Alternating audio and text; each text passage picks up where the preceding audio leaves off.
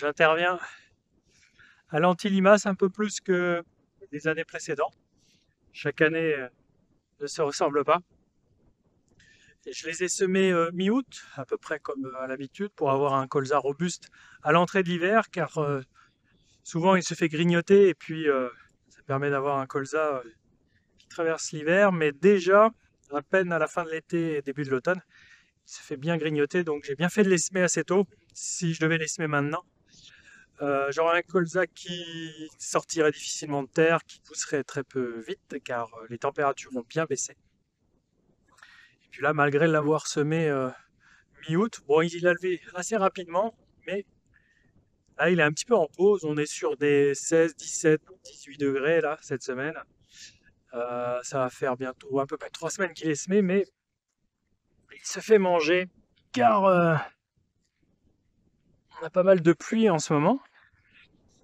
C'est différent des autres années, on a des mois de septembre ces derniers temps qui sont secs et qui mènent aussi la vie dure au colza quand les conditions sont sèches, mais là quand c'est humide, il y a d'autres complications.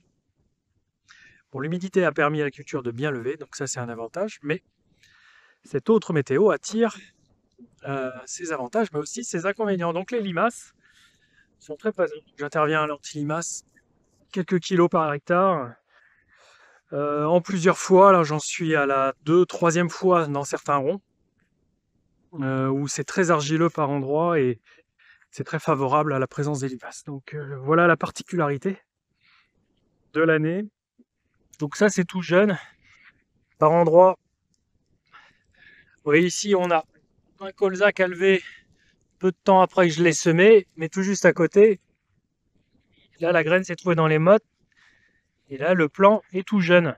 Donc celui-là, s'il se fait manger en surface foliaire, il n'y en a pas beaucoup. Si la limace décide d'attaquer ce pied-là, comme elle a attaqué le plus gros pied, ou des fois elle enlève des surfaces importantes de feuilles, et bien le pied disparaît. Et là on est dans cette phase de risque là. Il ne faut pas que je la loupe car les pieds dégagent assez vite, surtout que j'ai pas semé non plus énormément de pieds. D'habitude j'en mets une soixantaine, 80.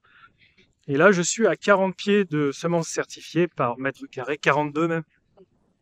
Donc je suis à la limite là, faut pas qu'il en dégage de trop, faut qu'il m'en reste au moins une dizaine par endroit. Il en reste tout juste 5 à peu près à vue de nez. À d'autres endroits, c'est satisfaisant, il y en a suffisamment comme ici.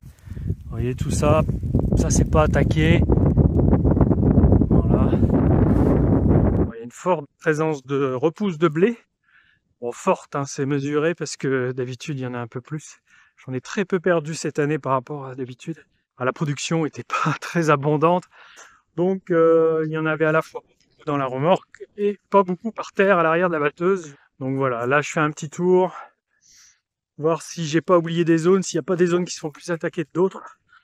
Mais voilà, il n'y a jamais un temps idéal de toute façon pour les cultures. Chaque météo apporte son lot d'avantages, d'inconvénients, de complications. On se plie, on s'adapte à chaque fois.